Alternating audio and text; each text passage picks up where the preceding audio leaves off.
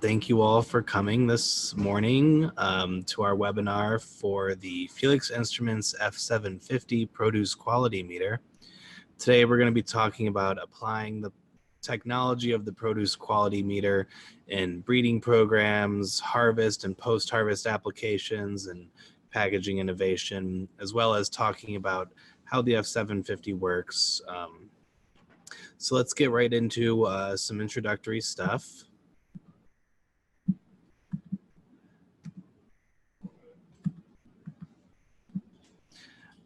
Today's webinar moderator is Susie Truitt. She is our distributor manager here at Felix Instruments. She's been with the company for 8 years, and she'll be the one moderating the chat as well as the Q&A at the end. Just to go over some light housekeeping stuff, for any questions you might have, please use the Q&A function, not the chat box. So as you can see on the diagram on the right, the Q&A box is the third icon on the bottom of the screen, and the chat box is the icon all the way on the left. So please refrain from using that chat box unless you're experiencing some sort of technical difficulties, such as lack of sound or video. And then it will be appropriate to use the chat box, but for any questions, please use the question and answer function. Whenever you see a link in the presentation, whenever there's any sort of extra information that needs to be posted, Susie will be putting that in the chat box. So you can always click on those links there, save those links for later to read, because you won't be able to access those hyperlinks through the presentation itself until we send it afterwards. All those links and everything will be posted in the chat box, but please refrain from using it unless you're experiencing any sort of technical difficulties. Before we get started, just a little bit about myself. My name is Galen. I am the webinar presenter for today, and I'm an application scientist here at Felix Instruments. I have a bachelor's degree in biochemistry and a master's degree in food science from Michigan State University. I'm an IFT certified food scientist, and I previously managed an analytical food laboratory and also worked as a food safety consultant. So today's agenda looks a little something like this. We'll start off, we did some introductions. I'll go over a little bit of overview on the F750. And we'll get right into applications and use cases. So things like what parameters can the F750 measure, what commodities is it working with, how is the F750 being used, and then who is using it. Then we'll get into some details about how it works, including features, specifications, our application for harvest tracking fruit maps, how to determine trait viability, and we'll do a little bit of an introduction to model building. And then at the end, we'll have a Q&A session where you can, where I will go through the Q&A box, and I will try to address everybody's question one at a time. So let's get right into it. So in case you aren't familiar with our company, Felix Instruments was founded 6 years ago. Basically is a subsidiary company of CID Bioscience. So we have applied more than 30 years of experience in plant research instrumentation, and we've applied that experience to create tools that can be used by the agricultural industry. And so what we kind of specialize in is non-destructive measurement tools to help commercial agriculture, produce a more consistent and higher quality product. Our instruments are known for their ability to produce instant and accurate results, their durability and their portability, and data transparency. And we're really proud of the fact that all of our products are engineered, tested, manufactured, designed, all here under the same roof at our headquarters in Camas, Washington.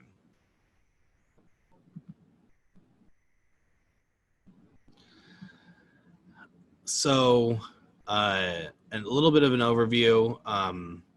In the case of mango, dry matter and bricks are key parameters for determining quality. The current practices for determining dry matter and bricks in mangoes involves costly, time-consuming, and destructive laboratory techniques. Same thing applies pretty much across the board for all commodities. So dry matter has become a very important key quality parameter for determining maturity. In avocados, and stone fruit, and other things. It's a really crucial quality parameter to measure so that you can know when you need to harvest. But also, there are other parameters such as bricks, which are really popular for determining things like consumer acceptance. And there's plenty of other parameters which we'll get into as well. But these, parameters are typically, and traditionally measured with laboratory analysis, and that requires you to destroy a product and also invest a lot of time and labor and in certain cases like titratable acidity chemicals or even instrumentation for getting a refractometer for bricks. So it requires a lot of money and it requires a lot of time. So what we did is we decided to apply the NIR technology to create an instrument that can non-destructively measure these quality parameters that are traditionally measured in a laboratory. And it can do it without destroying your fruit, and it can do it in under 12 seconds. So, and it's an instrument that can be used out in the field. It can be used in the laboratory. It can be used in pretty much any scenario. So, we're hoping that with this instrument, we can kind of revolutionize the entire process of growing produce to quality assurance, to processing, to retail outlet inspection, and there's a lot of uses beyond just measuring produce quality too. So I want to go over some use cases with you guys. We get a lot of requests asking, have you tried this before? Have you tried this commodity? Have you tried this parameter? So I'm going to go through 4 use cases. This isn't an exhaustive list of all the use cases that we've personally tested in-house. There is a list of those on our website. But I'm just going to go through 4 of them really quick with you guys to kind of give you an idea of all the possibilities that we have with the F750. So in this use case, we actually looked at bricks and titratable acidity in blackberries. And as you can see by the graphs, our results when creating these models, so the x-axis is the reference, which is the destructive measurement that we took, and then the y-axis is our predicted measurement based off of the instrument scan. And you can see the linearity is really good, and that the meter was able to non-destructively measure simultaneously both the bricks or the total soluble solids and the titratable acidity of the blackberries. The RMS-EP, which is the root mean square error of prediction, is very low for both of the both the bricks and the titratable acidity models, and basically that indicates the average uncertainty for a given measurement when the model is used on the F750 to predict either of these traits. So a low error is a very good thing, and those are both really low numbers. And you can also see that the R squared, the linearity, like I said, is very good. So we have been able to show in-house in our lab that both bricks and titratable acidity are measurable in blackberries. Another use case is bricks in 2 different cultivars of pears.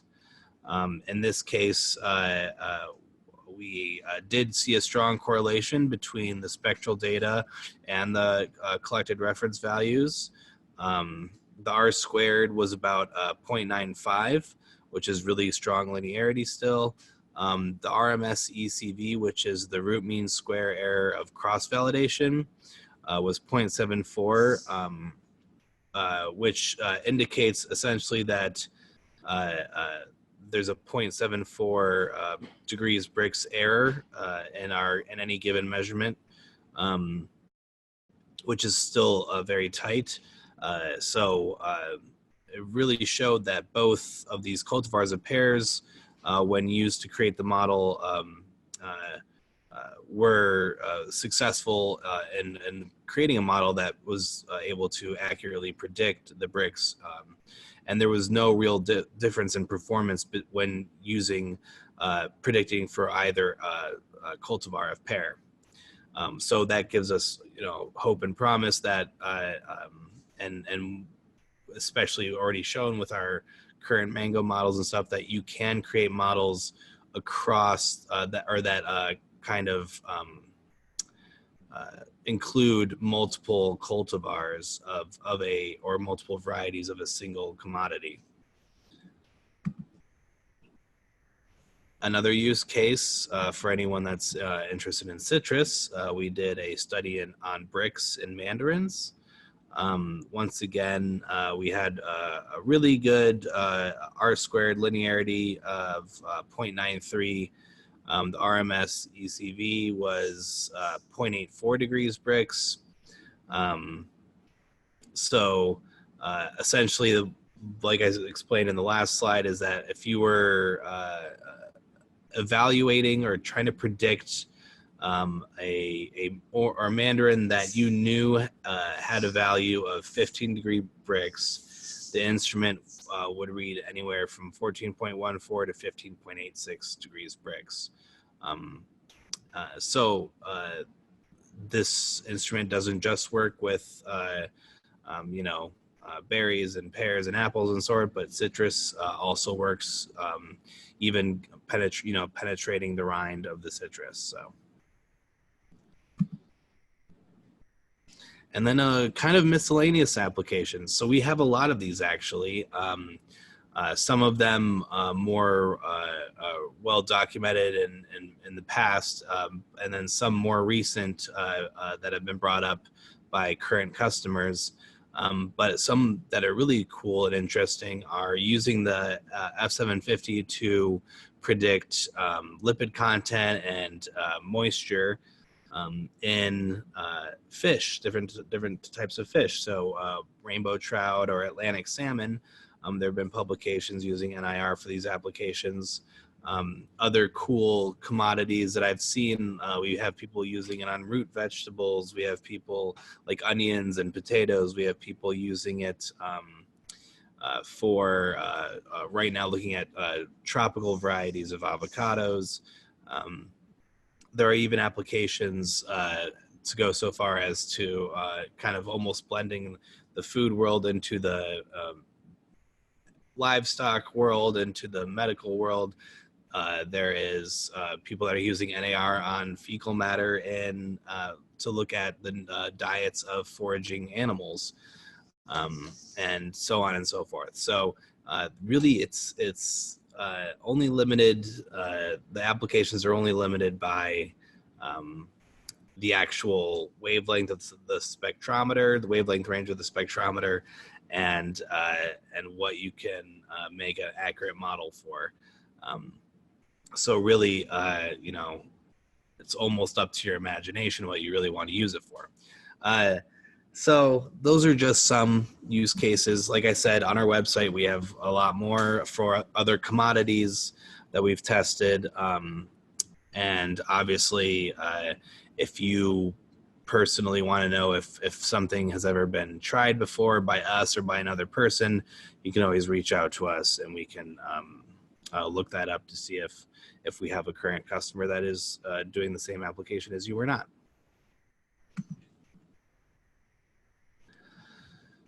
So like I said earlier, this instrument really does lend itself to a wide variety of applications.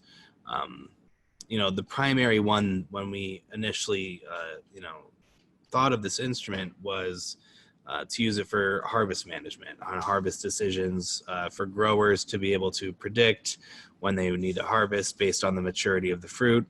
But really, there is a lot of other communities that are using this instrument for other purposes. And one of the big ones, we have a lot of post-harvest people looking at quality management in cold storage and ripening rooms, packaging innovation to ensure longer shelf life, quality assurance at the retail outlet or at the packer distributor level. And then a really big one for the F750 is really at the research level, and using it for research and for breeding programs at the university level or government regulatory level. So let's go over some actual specific examples of who's using it. And I could not, in good conscience, have a who is using it slide without mentioning our two of our favorite collaborators. So Dr. Kerry Walsh at Central Queensland University has been a very integral part of helping us develop this technology. And he has really helped implement these tools across Australia, and especially, as you'll see in a couple slides, in the mango industry there. And also Dr. Jorge Asuna, who works for INIFAP. He has also been very integral in helping us with especially with our mango modeling. And he's also continuing his the research with the F750 to do things like predict the external skin color of mangoes and such and stuff like that. So these two collaborators are very important to us and near and dear to our hearts. So I, of course, had to mention them before we get any further into who specifically is using the instruments. A cool recent example of how our 750 is being implemented. Yanni Mina at Colorado State University. He's an assistant professor of pomology. He uses the F750 to predict dry matter, bricks, and firmness in peaches. And essentially what he's studying is looking at different the effects of things like thinning. So the degree of thinning and how that affects the quality of the peach, as well as the size of the tree or the rootstock of the variety, and how that affects the quality of the fruit as well. And a quote that I like from this article is he's quoted as saying, "The models have proven so reliable in predicting quality measures that we trust the models more than the destructive methods." So with stone fruit, he was able to create a really solid model for peaches that is very accurate in predicting those three parameters for him. So I thought that was a really cool thing to include. As I mentioned in the housekeeping, these links will be made available for you in the chat box so you can read the articles yourself. But yeah. Another interesting use for our F750 that I actually ran into Jia Car at the ASHS conference this year. She's a graduate student in horticulture and agronomy at UC Davis. And she was actually attempting to use the 750 to assess its ability to be a kind of high throughput phenotyping tool for tomato and pepper breeding. So essentially what she wanted to do was create models for the parameters listed below: pH, bricks, carotenoids, and then for peppers, also pericarp thickness, and use these models to create a way to basically reduce the bottleneck of all the analytical testing you need to do, which is the bottleneck of any kind of breeding operation. So essentially what she did. And if you actually, get in touch with her, the link there has the abstract to her presentation. It also, I think, has recordings for her presentation, but she had difficulty actually making creating her models and to accurately predict for the pepper and tomato. But as you'll see later on in the presentation, there are the model building process itself is a very delicate and important step to be able to actually accurately predict these kind of quality parameters, and also making sure that you determine trait viability before you start doing your research is also pretty important. But it's a very cool application. She did have some success with it, but yeah. So I just got a reminder to remind you guys, please do not put questions in the chat box. Please put those questions in the QA function, because that way I will actually be able to see them at the end and go through them one by one and answer those questions. So please put your questions in the QA function. Only use the chat box for technical issues you might be having with your computer, with the Zoom conference itself, and then leave the chat available for Susie to post these links for these slides. Another cool application for the F750, Apeel Sciences in Santa Barbara. They specialize in packaging of fresh produce. And essentially what they're doing is utilizing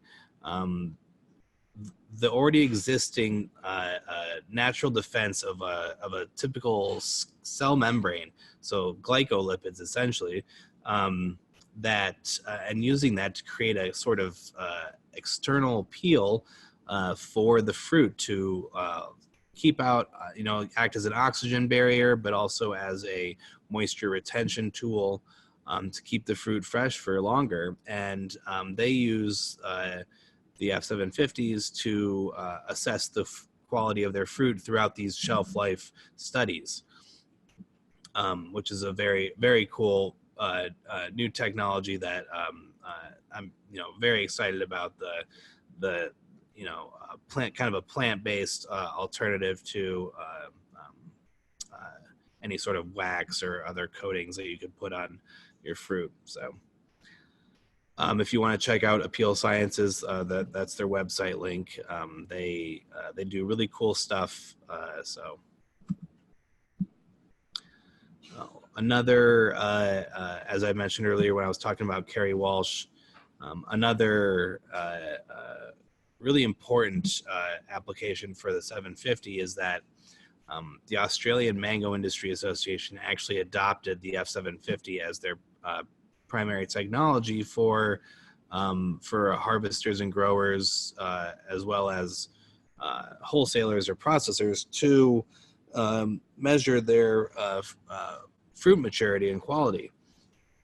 And I posted a link here that actually contains a really useful guide that they created themselves to teach all of their users how to best use the instrument.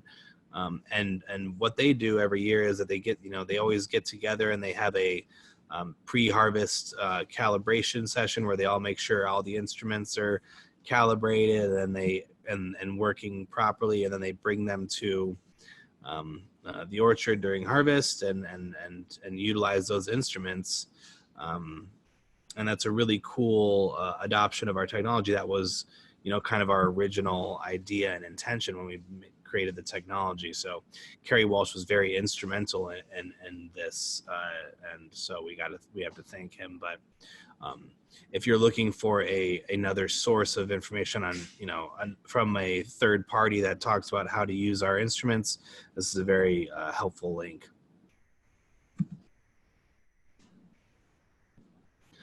And then also local to us here, the Washington Tree Fruit Research Commission actually utilizes our F750s in their research to create models for tree fruit. So we anything from apples and cherries to stone fruit. They are essentially utilizing our instruments to predict firmness, dry matter, bricks, and titratable acidity in apples, and then things like dry matter and bricks and titratable acidity and cherries. And as you can see from these images here, they also have created a kind of a user guide, so to speak, for their scientists there to for the model building process. So it's another great resource for anyone looking to see how other people are utilizing the instrument.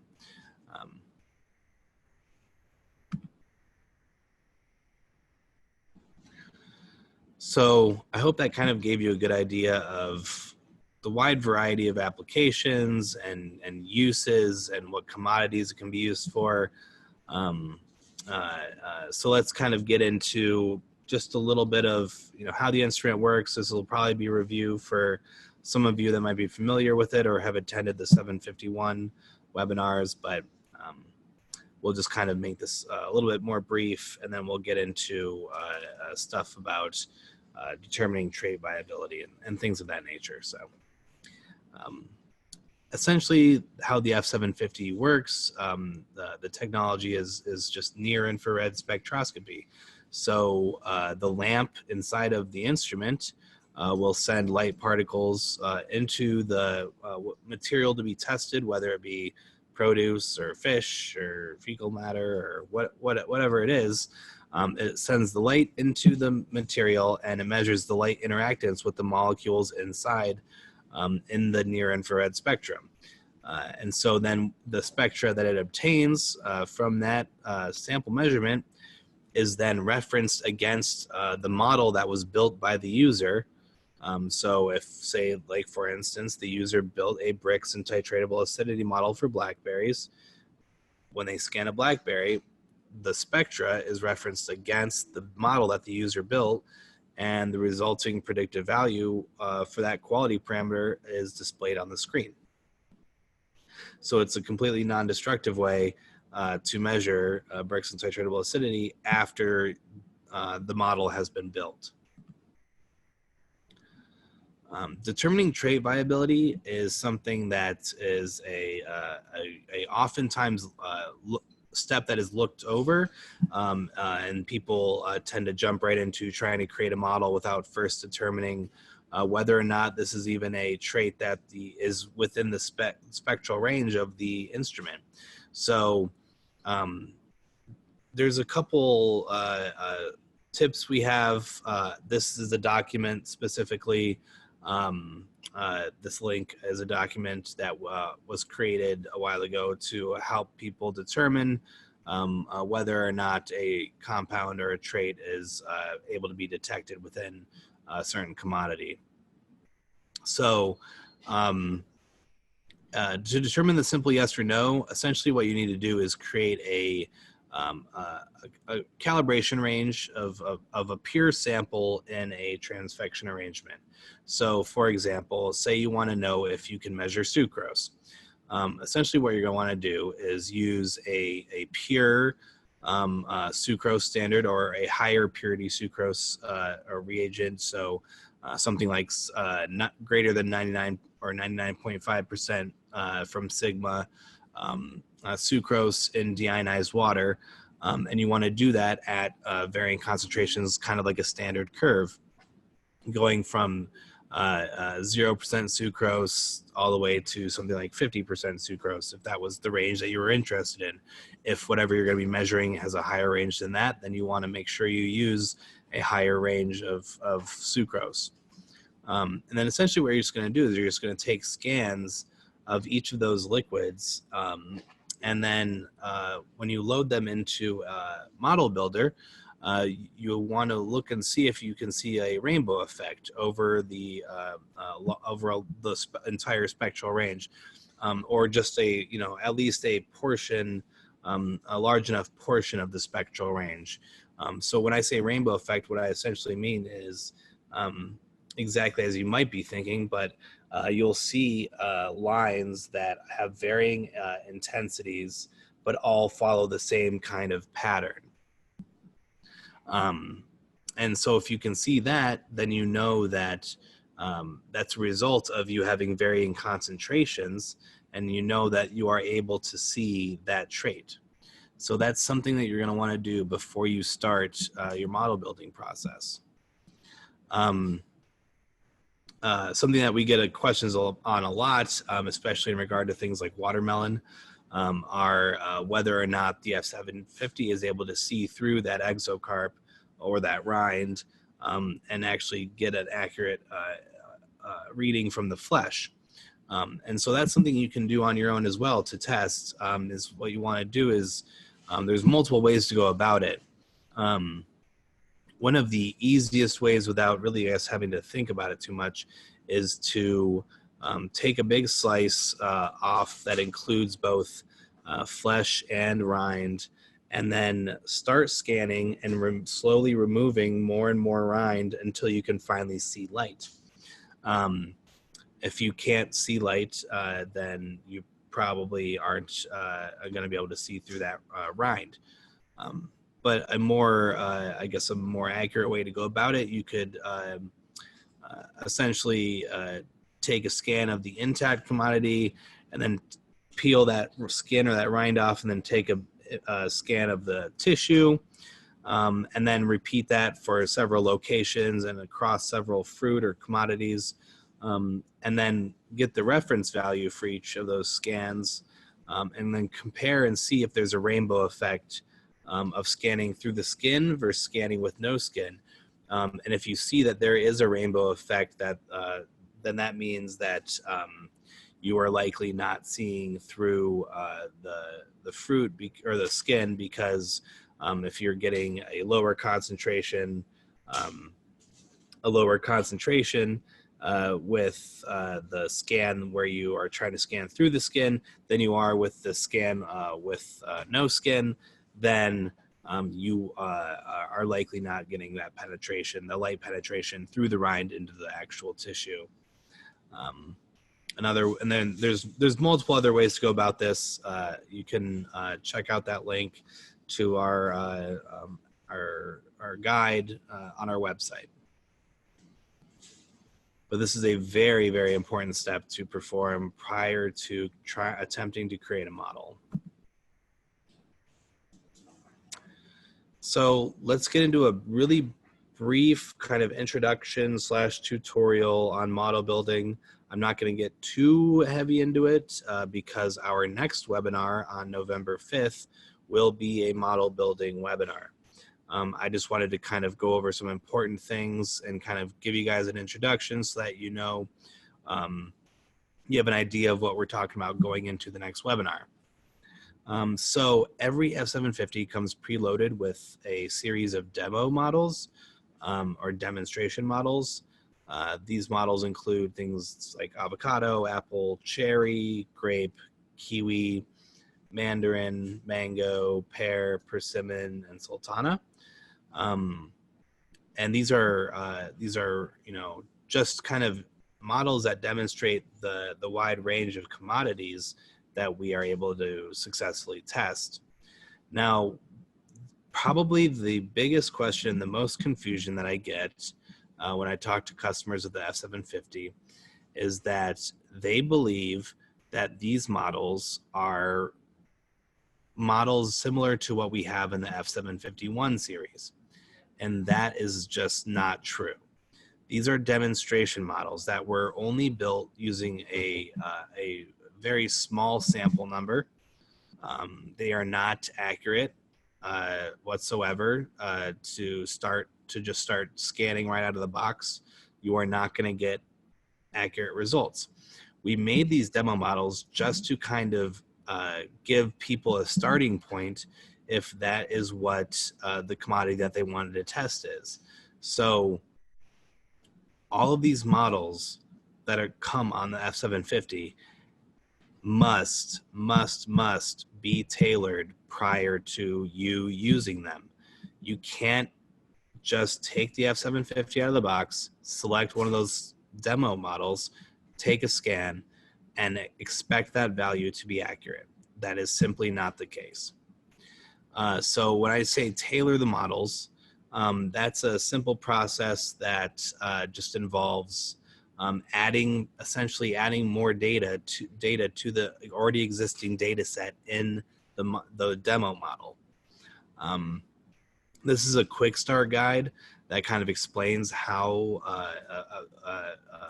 the model building process works. So the first thing you do is you make sure that you have a well-represented and equally distributed samples across the entire range of maturity that you are going to be measuring your commodity at. And once you have that representative and evenly distributed sample set, you can start creating a training set by scanning samples. Just like you would do in a calibration situation. You simply take a scan, mark where you took the scan, and then from that scan site, you're going to destructively measure and get the analytical value or the reference value for that scan site.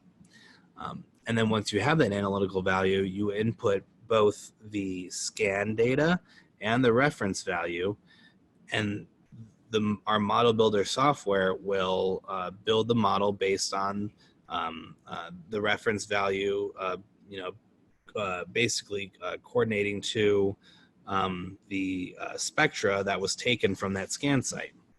And then once that model's built, then you can load that model onto your F750. And then what you'll want to do before you start using it is to validate it against a new independent set of samples. And then once it's validated, then you can start using it to take your measurements non-destructively, and you won't have to think about, the model building or anything anymore. So you have to go through this model building process, and the model tailoring process is very similar as well. We have guides for both of them on our website, but these steps must be done before step number 8, or the same step that you would have if you bought an F751, which is our series that comes with the model preloaded, the actual robust model. So that's the difference between the 750 and the 751, is that the 750 is a tool where you can build a model for anything, essentially, right? You can choose what you want to build your models for, what parameters, what commodities. The 751 is a commodity-specific tool that we have to spend time, and me and the other application scientists need to spend time going around collecting data, creating these models so that we can load them onto a instrument, and then people don't have to think about doing the model building. We don't have the time or resources to do that for every commodity and every trait. So essentially the 750 allows the user to decide and to do the model building process. These are some images here that are our current model builder software.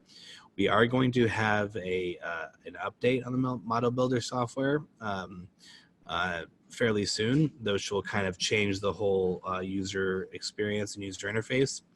But this will give you a kind of an idea of what our model builder software looks like. So when you start a model, you can see this first tab here.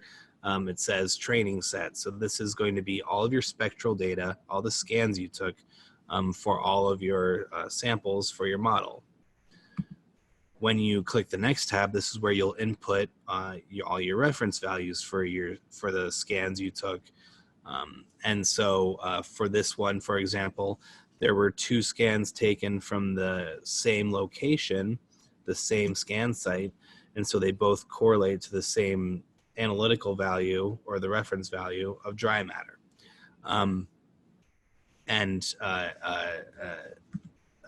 So essentially you have your spectral data, your reference data, And then this tab just kind of shows what range of wavelengths correlate best for those parameters.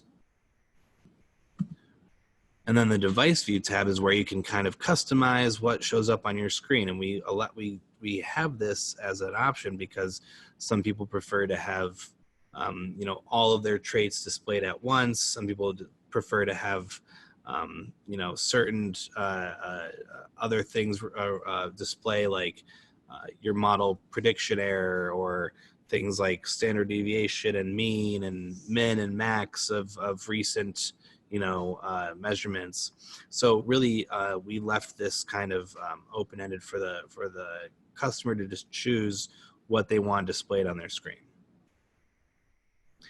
And so once you actually have both your reference values and your training set input, you can go and hit the build button that's at the top of the screen, and then it'll a new tab will pop up called Model Performance Analysis. And this is a really useful tab for assessing how well your model is going to predict, what the errors are involved. This graph specifically shows the regression coefficients of the regression that was built to be the prediction equation, essentially. And there's a lot of other options to display things like explained variance or prediction error and other things like that. So that's just a really quick, brief overview. I just wanted to kind of give you a taste of what the model building process is like, so that in our next webinar, we can kind of hit the ground running with model building. So to kind of wrap it up, we'll just go over the features of the 750. Similar to the 751, we have the GPS enabled. It has Wi-Fi capabilities. Measurements in under 12 seconds. The instrument itself is portable and durable, and it's ready to use in the field with the transflective display and the rechargeable batteries. So it's just like with the 751s. It is intended to be used in the field or in really most any environment. Fruit Maps is also fully equipped to work with 750, and we actually recently just switched that to a new server, so it should be up and running for all of our customers. And we are currently in the process of making even more improvements to increase functionality for things like grabbing weather data from the nearest weather station and looking at things like altitude and stuff like that to help even more monitor the harvest. And then you can do that from anywhere, from any device you have. So great tool, I think, for harvest decisions, and we're only going to keep improving it. So. And then here are some specifications. This is kind of the nitty gritty stuff. So the spectral range for the instrument is 310 to 1100 nanometers. The data that it records is everything from the raw spectra reflectance, absorbance, first derivative, second derivative spectra, the GPS coordinates, the date and the time of the measurement. And the battery life should last about 1,600 measurements.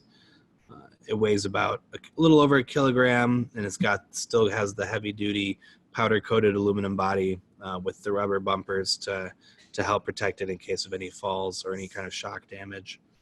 And if you want more details, feel free to visit the website. Under the instrument page, there is a tab called Specifications, and you can check out the more detailed list there. All right, so in summary, we talked about applications and the use cases. The uses for the 750 aren't limited to just the wide variety of fruit that people use it for, but the technology can be applied to other food, like other produce, root vegetables, meat, fish, and then non-food commodities like the fecal matter and things like that. So the uses are so wide that anyone from growers to wholesalers to processors to packers to retail outlets to research institutions, anyone can benefit from using this technology, really. And then how it works, the NIR spectroscopy is what allows us to do the measurements non-destructively and predict these quality traits.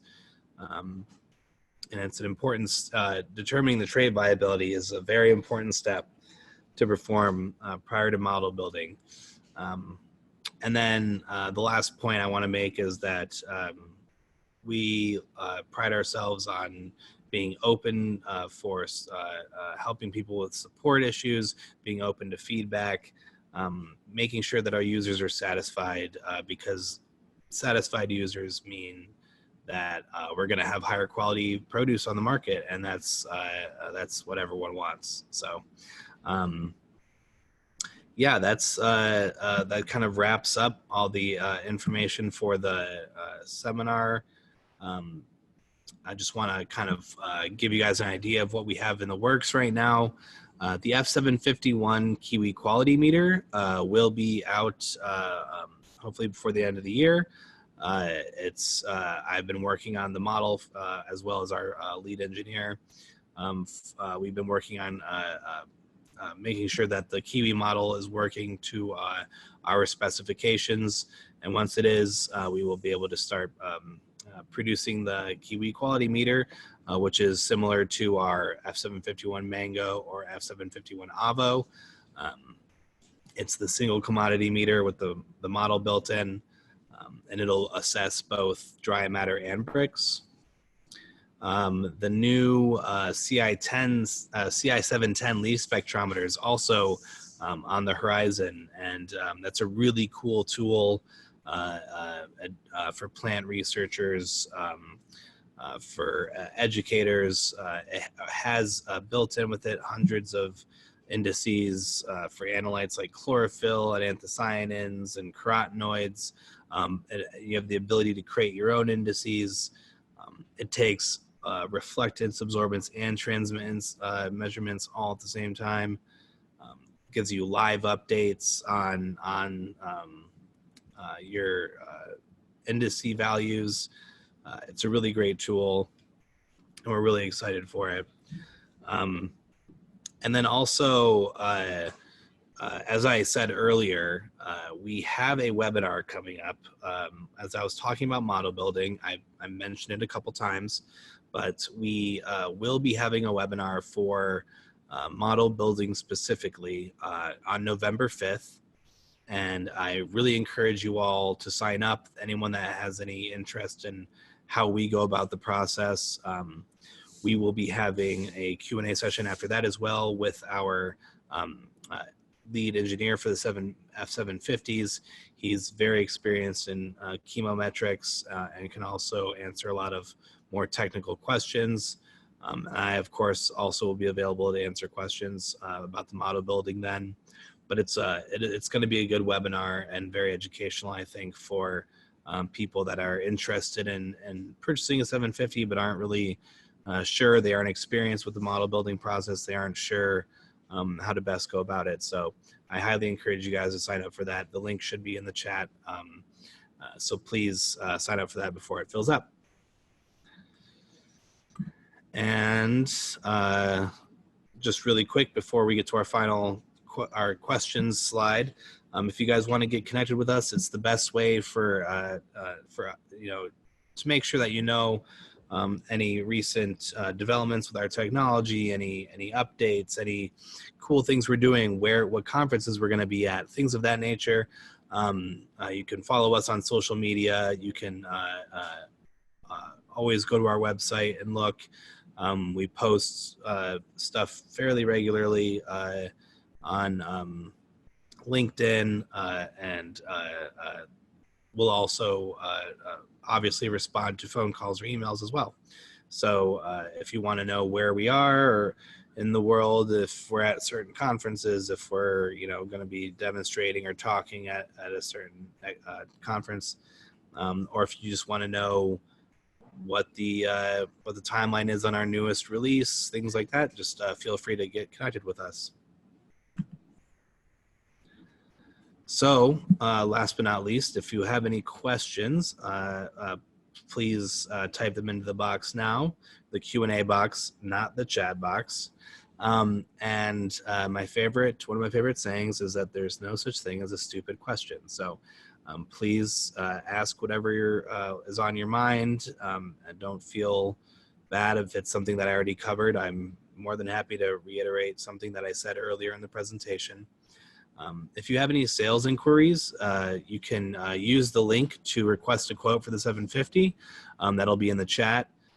Or you can also always email us, sales@felixinstruments.com, or call our number, and we'll be happy to get you set up with that. So without further ado, I'm going to open the Q&A box, and we will start answering questions.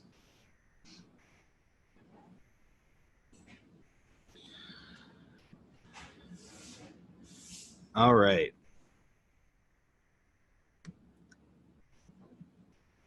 So the first question is, what is your reference measurement procedure for titratable acidity? Is it a constant pH of 8.1? What is the concentration of NaOH you are adding? Thanks.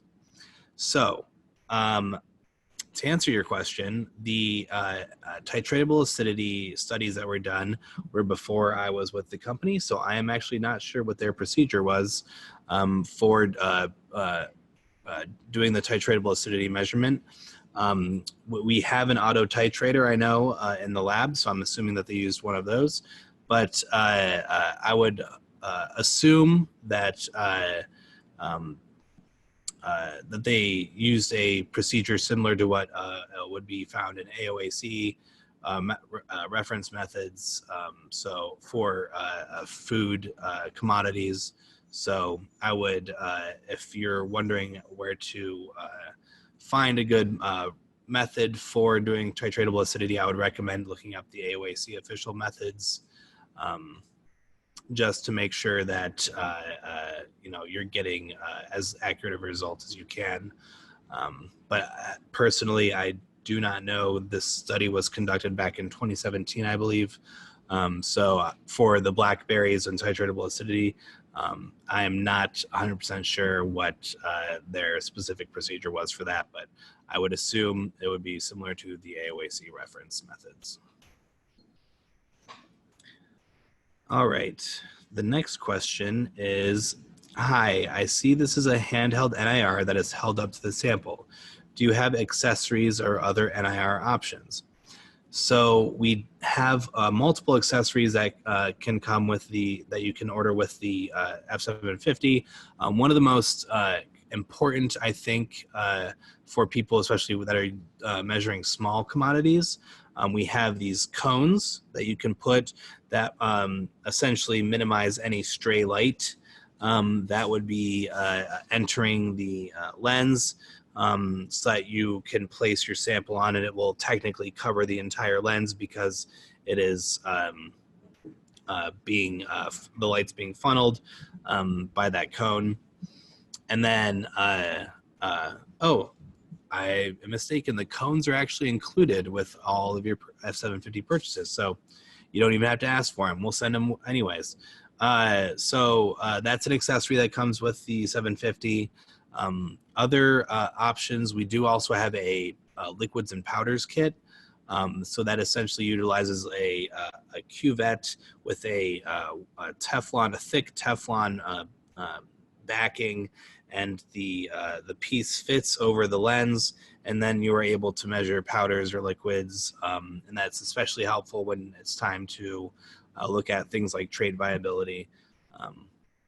But as far as other formats for NIR, we have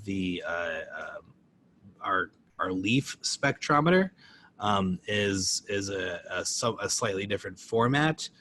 But we don't have, and we're currently in development of a more benchtop version of a liquid analysis system, NIR liquid analysis. So for things like wine and olive oil. So that's in the works, but it won't be out for quite a while. But so for now, the handheld NIR is what we mostly manufacture here. So the next question is, where do you take your measurements in fruits? Due to the variability of Brix in different parts of fruits, how many measurements do you take per fruit, i.e. pears? That's a really good question, and it's like you said, not just Brix, but even things like dry matter vary quite wildly. Dry matter in avocado, for instance, varies very wildly throughout the fruit. What we recommend, first of all, is doing your due diligence as far as research is concerned. So any research articles, any publications that have been made that kind of illustrate where in the fruit certain Brix values or dry matters can be found, kind of plotting out, if the stem area is going to be higher or lower dry matter, nearest the stem all the way down to the center of the fruit. For a lot of fruits, I know that, Brix can vary as you get closer to, especially in like stone fruit, as you get closer to the stone or as you get closer to the center of the fruit. And so really the important part is that you get a kind of an accurate average. So in most fruit, there is going to be a spot where you can scan, where you can get kind of the most average or accurate representation of the Brix or the dry matter throughout the entire fruit. So what I would recommend, and for avocados, what we recommend for dry matter is the dorsal side equator. And that's kind of an area where when you get, when you penetrate, halfway into the pit from the skin, you're going to get a pretty average value that is kind of a median value between the super low dry matter and then the super high dry matter areas. So for Brix, kind of the same concept. You just want to make sure that you're very consistent in how you do your analytical measurements and where you're scanning. To increase your accuracy, and if you want to incorporate multiple scans, that is also something I highly encourage, because all you're going to do is increase your accuracy. So with a pear, if you want to take a scan at the equator at a side that was facing the sun versus the side that isn't facing the sun, and then do the analytical measurements for both of those sides and incorporate both of that into your model, then you know that you have an accurate prediction no matter where you scan it, right? And that scan will actually give you a prediction that's representative of the part of the fruit where you're scanning. Or alternatively, you can do a general, take 4 scans around the whole equator and then take one dry matter measurement value, or the average of the dry matters from the 4 scans, and use that as your analytical value for those 4 scans.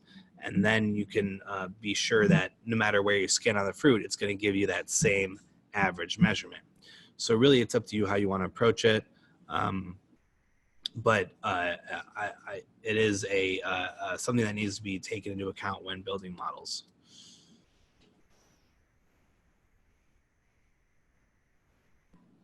The next question is, how would you measure a large dimension of plastic pellets or particles that are in a homogeneous mixture? I'm assuming is what they're implying there. We have the, so if it has to be a large dimension, I'm kind of having trouble imagining what this is. So I'm just going to kind of imagine you have a large clear bag, like a gallon bag full of plastic pellets or particles that are that are homogeneously are homogeneously distributed throughout water.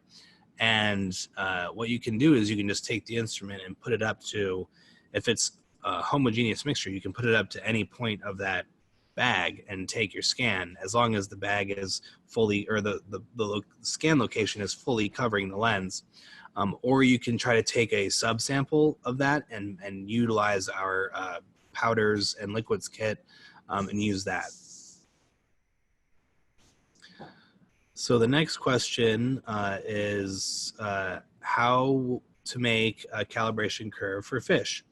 I would recommend that you check out our model building webinar, but essentially you're just going to follow the same steps as you would for any other commodity, like earlier in the slides, in the model building slide.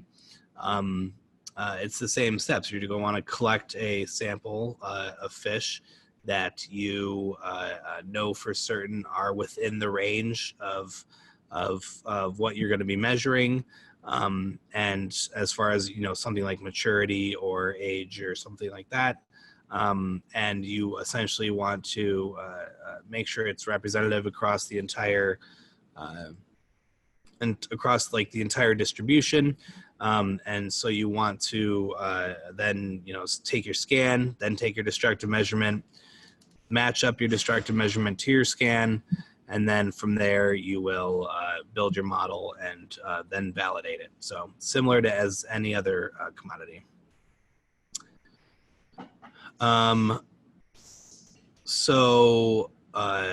What is the sample set for the applications? Following that, since different methods require certain sample sizes, what techniques are used for predictions? So different methods require certain sample sizes. So all of these applications are on our website, and I know that for most of them they used at least 70 to 100 samples, and that's individual fruits, and then the techniques that are used to do the analytical values, if that's what you're asking. Bricks, we use a traditional refractometer. For dry matter, we use typically a dehydrator, and then more recently we've been adopting new technologies like microwave moisture analysis, and then for titratable acidity, a classic titration method, but using an auto titrator. And then I think that's most of the parameters we've really looked at. For fat analysis and other things, we usually send it to we'd send it to a third-party lab, and they an ISO accredited lab, so they would typically utilize an AOAC method of some sort. Will we share the presentation is the next question. And yes, we will share the presentation. It will be sent to you guys after the question and answer session is over. The range for the unit is in the last slide, or one of the, not the last slide, but it's near the end of the slideshow. It's I think I said 310 to 1100 nanometers. So that's the range, the spectral range. Has anyone used this for testing seed crop quality testing, like germination, viability, and vigor, using differences in absorbance spectra? That's a very interesting question. We have not had anyone use the 750 for seed crop stuff, but our leaf spectrometer, we've had requests for people wanting to use our CI 710 leaf spectrometer for seed crop quality testing. And I also have, we have a colleague here that also specializes in equipment for seed crop quality testing, and has some really cool technological tools that I can put you in touch with. If you want to reach out to me via email, I can put you in touch with him. He has some really cool solutions for imaging seeds and stuff like that. So, yep. The next question is, can it work in the field under full light at 105 degrees Fahrenheit? So yes, it can work in the field under full light under the assumption that you are ensuring that the sample is completely covering the lens. So you really want to make sure that when you take a scan, if you're out in full light, that sample is completely covering that lens. The temperature, 105, is very, very hot. I hope you don't have to work out in those conditions all the time. But the models are built, or the models can be built to include scans at varying temperatures. So if you build your model with a high temperature of 105, a middle temperature of let's say 80, and then a low temperature of 40, then you can be in fully confident that your model is going to work across that entire temperature range. So it's really up to you on what temperature range you are intending the instrument to be used at. So if it's going to be at 105 most of the time, then you're going to want to make sure you take all your scans at 105 degrees Fahrenheit in full light as well. How easy is it to enter the plot number and fruit subsample number for research trials? Is there a Bluetooth barcode scanner or wired connectivity option with unit for tracking sample IDs? So that is something that we have been looking into, and it's been requested by other customers, is to incorporate some sort of barcode scanner. So be on the lookout. We are, that's on our list of things to develop. But currently, the two of the easiest ways is to do it, enter those things directly on the instrument, or to take out the SD card and then use a notepad, the notepad application, to essentially go in and pre-type out all of the plot numbers and subsample numbers that you intend to measure. And then that'll be, when you eject your SD card to put it back in the instrument, that'll be ready for you to go ahead and start measuring. It'll have all those within there, and you can choose then on the instrument which plot number you're going to be scanning under, and which fruit you're going to be scanning under. Does it need full coverage of the window by the fruit? Yes, and if you're out in the sunlight or in a high light or intense light situation, yes. Is it okay if you're in a lower light situation, like in a laboratory or something like that, and there's a sliver of the lens being uncovered? Then that's probably not going to influence it too much.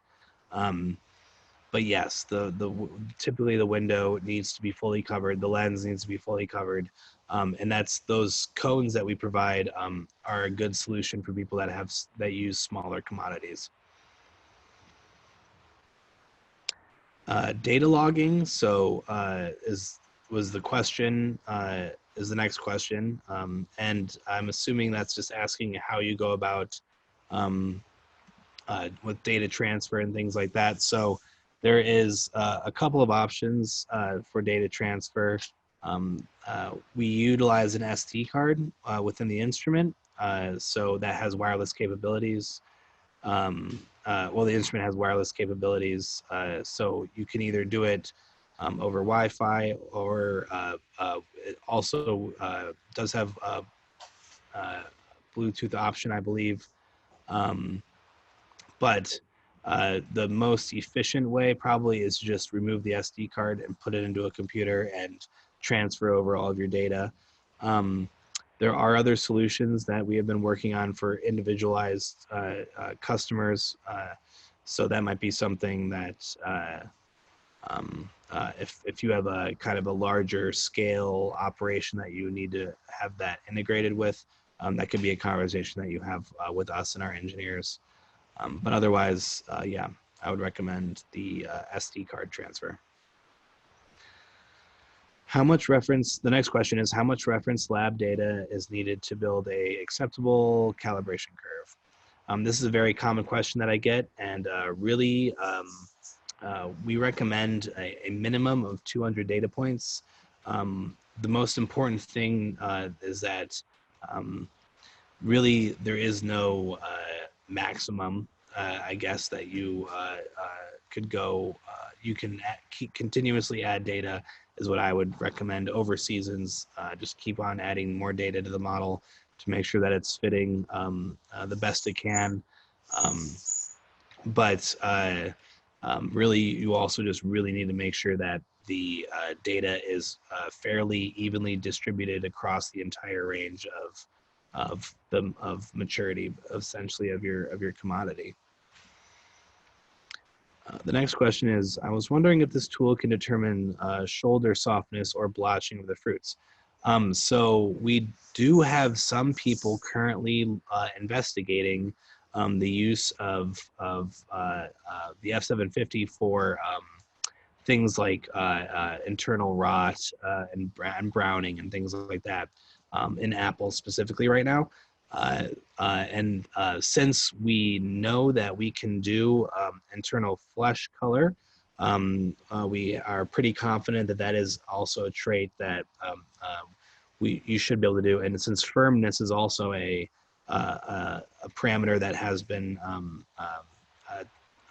successfully modeled in apples specifically, then I would think that shoulder softness would also be something that you could do with the F750. Does the unit come with a set of models, or must each client develop their own models for unit to be useful? As I mentioned earlier, and I'm glad you asked this because I just want to definitely reiterate, there is models that come on the F750. These are demo models, and they are not models to be used right out of the box. You have to at least tailor those models, if not build an entirely new model on your own before you start getting accurate results. So the next question is, please share data of mango fruit. So we actually have on our F751 product page at our website, there is validation data tab. So you can go to our website, click on the F751 mango, go to validation, and then you'll be able to download our entire validation data set. The next question is, what type of bond measured by the 750? So since it sees in the range from 310 to 1100, it sees a lot of different CH bonds as well as OH bonds. But generally speaking, every different bond that you could potentially see in fruit should be visible in the wavelength range. Things that aren't visible are things like polyphenols or individual fatty acids. Things of that nature aren't going to be visible within that wavelength range, but more simpler lipids, like total lipids and water and starches and protein. Those should all be visible within the range. Can this device determine fruit color as well? Yes, Dr. Asuna actually was able to make a well-fitting model to determine skin color of mangoes. And he used A-star values for that, but it is definitely a viable trait. Yes. The next question is, does the F750 work with stone fruit? The answer is yes, it does. The only thing is that you're going to have we don't have a model built for stone fruit right now. So, but we do have customers successfully using it, and as I mentioned earlier, peaches, and then also nectarines, things of that nature. So the next question is, can we measure beta carotene and lycopene content of tomato? Have we used it in rice, and for which traits of rice was the NIR strain used? So as I mentioned earlier, I know that Amanjot was trying to use it for beta carotene in tomato. I'm not sure if she tried lycopene or not, but I think that with a more robust model building process, that beta carotene should be possible. Like I said, I don't know if anyone's tried lycopene, and I don't know of anyone using it in rice. So, what is the sample set for the applications? Following that, since different. Oh wait, that is the same question from earlier. I've already answered that one. The next is it possible to use it with fluids? And the answer to that is yes. We do have the liquids and powders kit. So that is actually an instrument that I am personally using right now to do some testing on liquids like wine and olive oil. So the next question is different wavelengths or wavelength ratios used for different parameters. Yes, so they're just asking when you're building the model, are you using different wavelength ranges for the different parameters? And yes, that is the case. But our software automatically will detect for you where the ranges of the best correlation are for your parameter versus your analytical value. So the next question is it possible in the device view to display 3 predictions? Is there a manual for that? In the user manual for Model Builder and Data Viewer, there is a whole section on customizing your device view, and it is possible to display 3 predictions. Technically, if you have good enough eyes and you want to make the text small enough, you could put as many predictions as you want. But yeah, it's possible. And I would recommend checking out the Model Builder and Data Viewer manual on our website. The next question, is it a continuous spectrum? If yes, then what is the range? The range is 310 to 1100 nanometers. The next question is, are the models built under controlled temperatures? Would it work inside a cooler, or you have to create model under predicted conditions? So as I mentioned earlier, if you're going to be working in some sort of extreme environment, I recommend that when you build the model, you take your scans of the fruit that are held in that environment, so that you are, and if you know that you're only going to be taking samples inside of a cooler, then you only need to take scans inside the cooler. But if you think you're going to be taking scans in a cooler as well as in a room temperature environment, then you're going to have to create your model using scans from both of those different temperatures, so that it works at both of those temperatures. The next is there a possibility to load an Excel list in the instrument so that the operator knows which sample plant number to scan? So for breeding, yes. So and this is also where the barcode scanner comes into play, because we've had specifically it's in breeding situations where the barcode scanner really can come into handy. But we don't use the software doesn't use an Excel list. All you have to do is pull up it's the Notepad app, and you can just type in all of your sample and plant numbers that you're going to be scanning into that, and that's just on the SD card of the instrument. Have we considered widening the range to include more of the NIR region?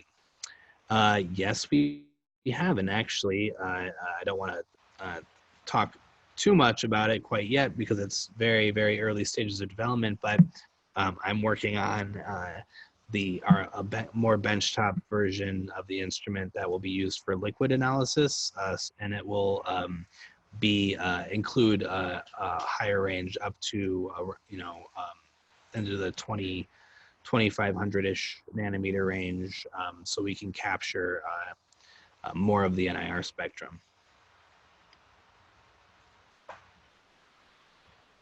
The next question is, I mean that the plant number is shown one by one on the display. I wish I remembered what your earlier question was. I'm sorry. Oh, for the breeding. Okay.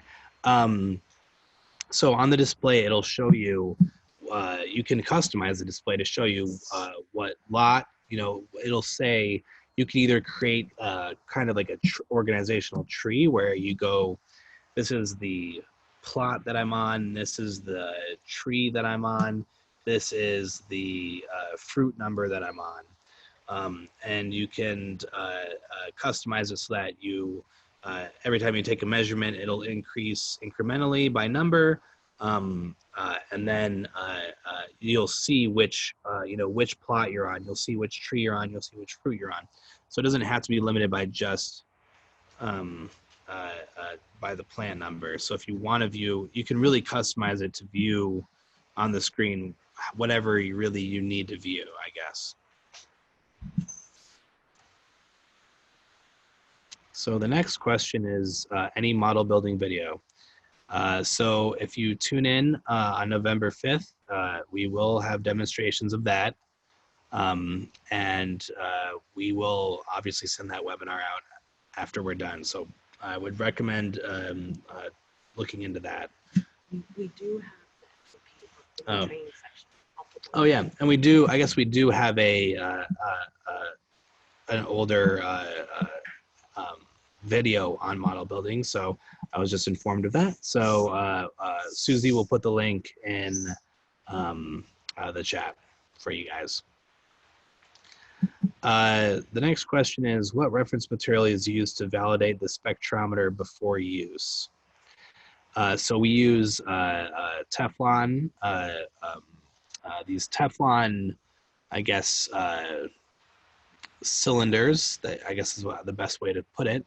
And we have different calibration sets that have either a varying range of methanol, of concentrations of methanol internally, or just solid Teflon.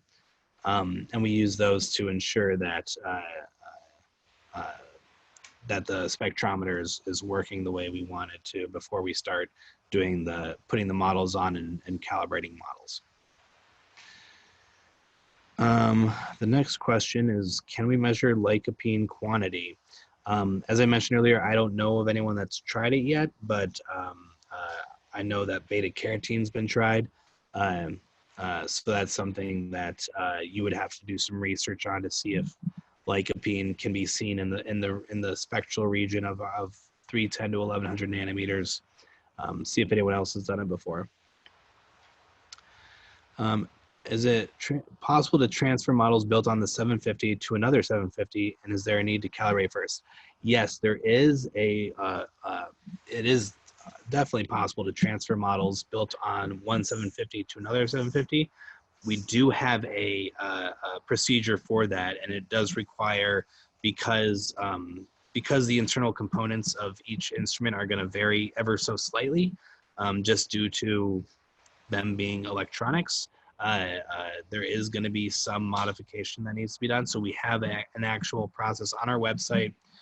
There's a detailed process, and also the Australian mango industry, they are experts at doing this, because they every year when they all get together before the season, they do this process where they transfer basically the model from the golden unit to all of the subsequent daughter units, and then they all calibrate it to be reading the same as the golden unit.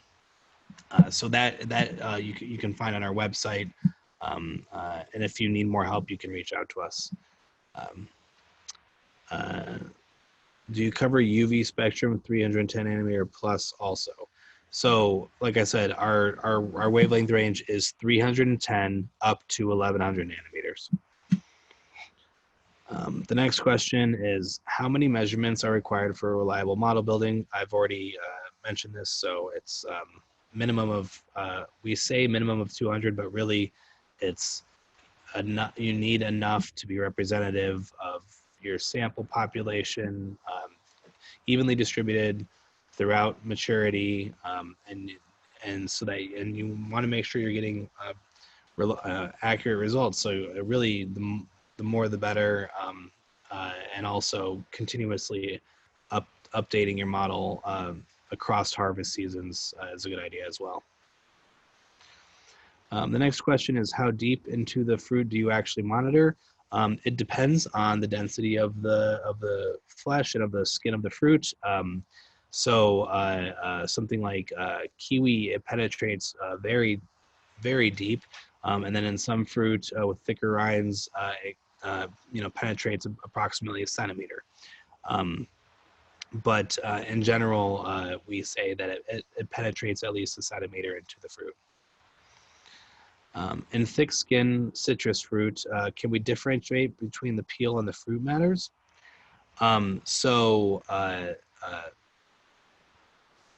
If you built a model that way, you could. So I would assume that if you're looking at something like, I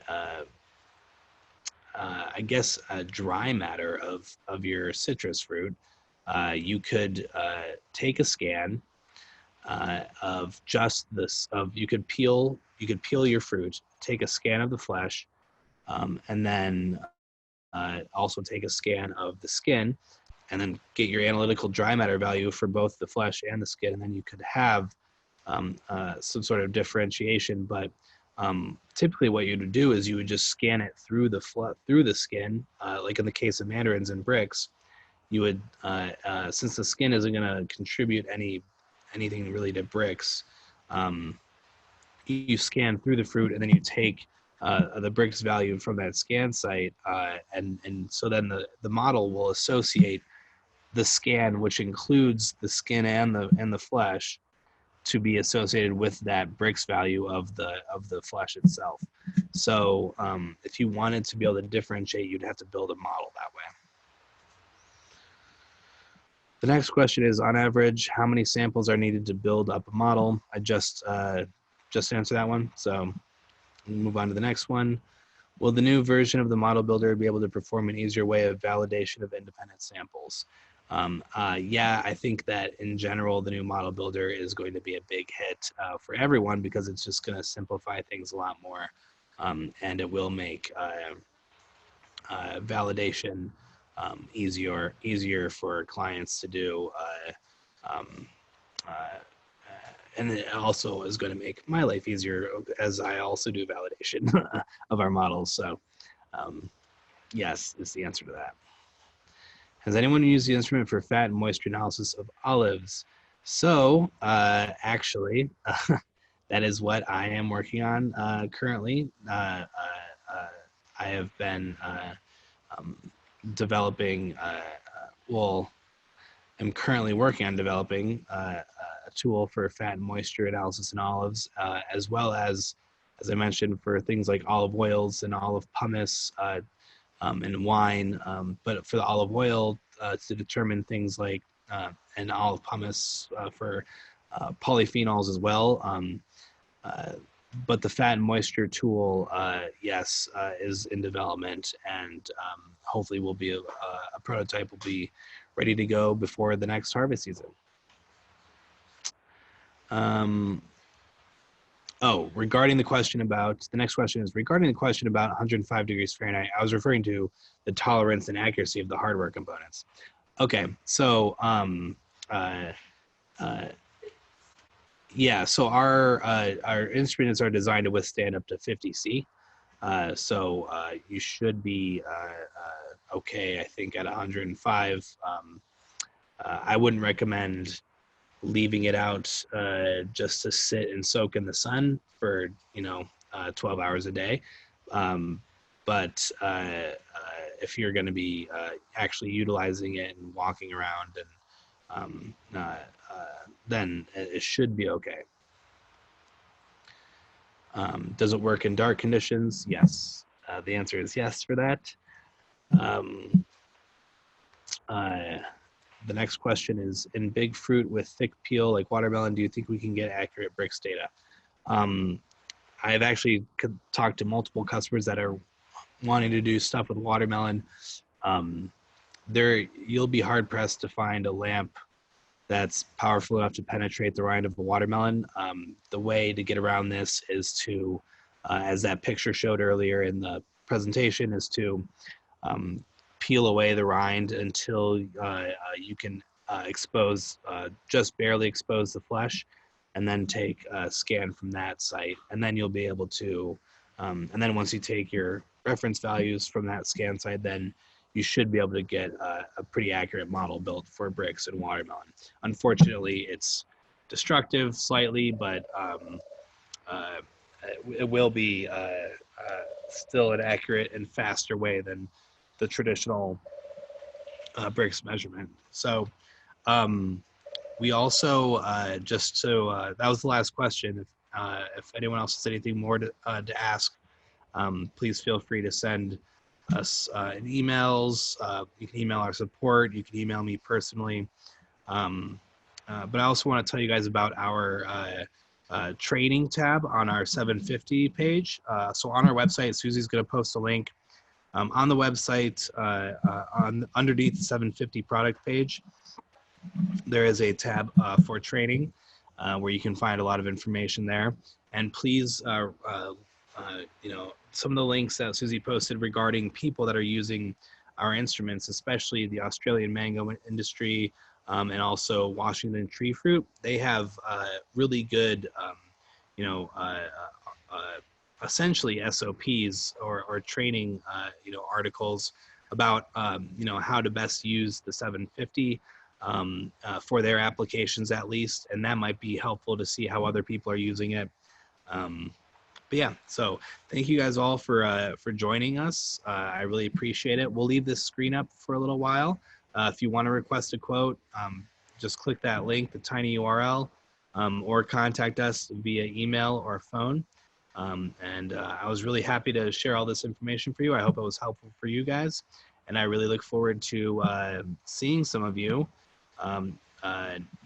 hopefully at the model building seminar that we're going to have on November 5th. So we can answer more of your model building questions. So have a great rest of your days or nights, and I will hopefully see you guys on November 5th. Hi, Gerald. Sorry, I must have missed your question. So you're asking how much of a problem is it when the surface of the product is wet? E.g. recently washed root vegetables or cut watermelons or cut tomatoes. Wetness, actually, moisture will influence the results, and I would recommend, because it's gonna cause some reflectance, and the interactance is gonna change with the skin. Same kind of goes with dirt. So you want to make sure that your fruit, isn't completely covered in dirt, but water also is the same. I would say that you want to make sure your commodity is dried as much as possible. But if when you created the model, you created the model with scans that were on wet vegetables, then you should be fine to scan wet vegetables. It's just that